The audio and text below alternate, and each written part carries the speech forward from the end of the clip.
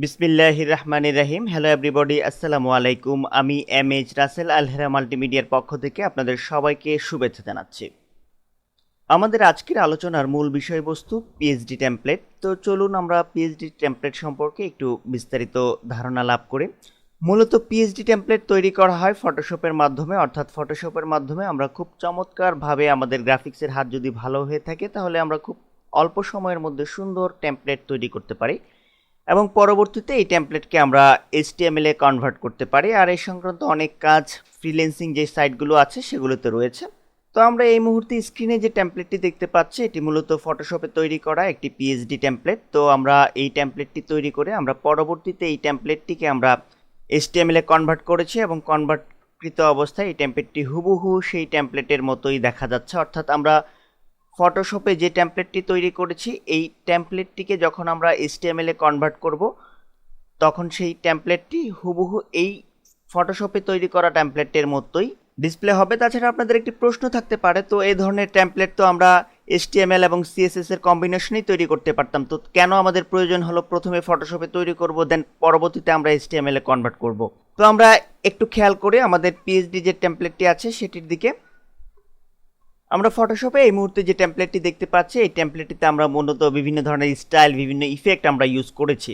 আর তাছাড়া এই ধরনের স্টাইল এবং ইফেক্ট আমরা সিএসএস এ করতে গেলে আমাদের বেশ ঘাম ঝরাতে হতো, অর্থাৎ আমাদের পরিশ্রম অনেক বেশি হতো। তাছাড়া আমরা ফটোশপে কোনো স্টাইলকে যত সহজে আমরা গ্রাফিক্যাল মুডে চেঞ্জ করতে পারি, আমরা যদি এইচটিএমএল এ সেই কাজটি করতে যেতাম তো সেগুলি আমাদের মূলত কোডিংয়ের মাধ্যমে করতে হতো আর আমাদের বেশ সমস্যার সম্মুখীন হতে হতো।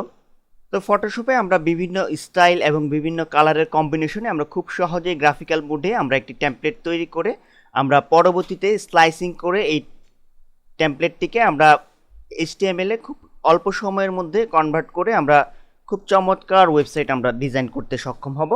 আর তাছাড়া ফ্রিল্যান্সিং যে সাইটগুলি রয়েছে এই সাইটগুলিতে মূলত পিএইচডি টু এইচটিএমএল কনভার্সনের বিভিন্ন কাজ রয়েছে। তো আমি আপনাদের প্র্যাকটিক্যালি একটু বোঝানোর চেষ্টা করছি। আমি এই মুহূর্তে ওডেস্কে বেশ কিছু জব ওপেন করেছি পিএইচডি টু এইচটিএমএল এর। তো চলুন বিষয়টি আমরা একটু বোঝার চেষ্টা করি। তো আমি এই মুহূর্তে যে জবটি ওপেন করেছি সেই জবটির মূল টাইটেল হচ্ছে পিএইচডি টু এইচটিএমএল। এর ডেসক্রিপশনের দিকে একটু আমরা খেয়াল করি জব ডেসক্রিপশনে আসলে কি দেওয়া আছে। আমরা দেখতে পাচ্ছি এখানে দেওয়া আছে যে I need 5 pages converted from PhD to HTML, অর্থাৎ 5টি পেজকে আমাদের PhD to HTML A convert করতে হবে।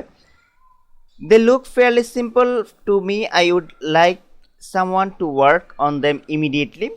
I would like some estimate on hours it will take you. There are landing pages that need converted from PHP to HTML. I would prefer someone that has some history and has done it before. অর্থাৎ পূর্ববর্তী কোনো কাজের অভিজ্ঞতা যদি থাকে তাকে priority দেওয়া হবে, এই ধরনের একটি মেসেজ বায়ার দিয়ে দিয়েছে। তো শুধু এই জবটিই নয়, এছাড়াও আরও অনেক জব আছে ওডেক্স এবং অন্যান্য ফ্রিল্যান্সিং সাইটগুলিতে আপনারা এ ধরনের অনেক জব পাবেন।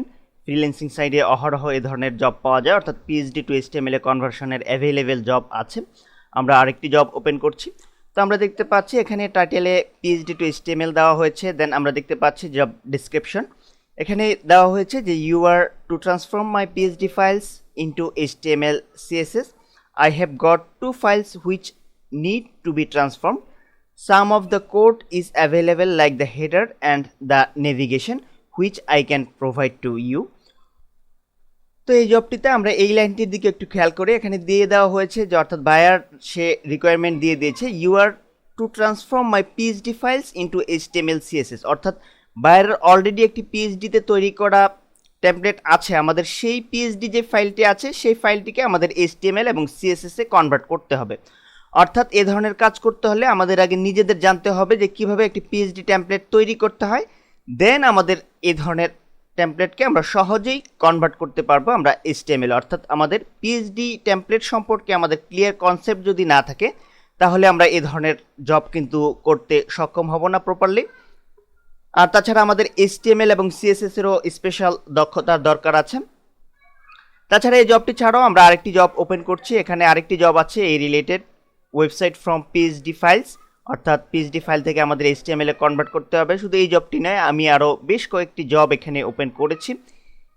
এখানে আমরা দেখতে পাচ্ছি এই জবটিতে PhD to HTML title use করা হয়েছে জব ডেসক্রিপশনে আমরা একটু খেয়াল করি। I have a PhD for a sales page that I need converted to HTML, I need it done within 12 hours, if you can not do this immediately please do not apply. অর্থাৎ সে উল্লেখ করে দিয়েছে যে 12 hour অর্থাৎ 12 ঘন্টার মধ্যে আমাদের এই কাজটি করে যদি আমরা দিতে পারি তাহলে আমাদের অ্যাপ্লাই করতে বলা হয়েছে এই জবটিতে। তাছাড়া আমাদের অ্যাপ্লাই করতে নিষেধ করা হয়েছে, অর্থাৎ আমরা যদি ভালো কাজ জানি সেই ক্ষেত্রে আমরা 12 ঘন্টা কেন, আমরা 6 ঘন্টা 2-3 ঘন্টার মধ্যে আমরা এই ধরনের কাজ করে সাবমিট করতে পারবো, অর্থাৎ আমাদের কাজের এক্সপিরিয়েন্স থাকতে হবে।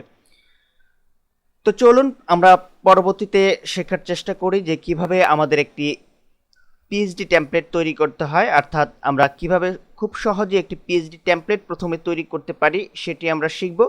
দেন আমরা শিখব যে কিভাবে আমরা এই পিএইচডি টেমপ্লেটটিকে আমরা HTML এ আমরা কনভার্ট করতে পারি, অর্থাৎ আমরা এই পিএইচডি টেমপ্লেটটি তৈরি করব, অর্থাৎ আমরা স্ক্রিনে যে প্রজেক্টটি এখন দেখতে পাচ্ছি এই প্রজেক্টটির মতো হুবহু আমরা একটি টেমপ্লেট তৈরি করার চেষ্টা করব। দেন আমরা এই টেমপ্লেটটিকে আমরা HTML এ আমরা কনভার্ট করে ঠিক আমাদের এই ডিসপ্লেতে দেখা প্রজেক্টের মতো আমরা আরেকটি প্রজেক্ট আমরা করতে চেষ্টা করব।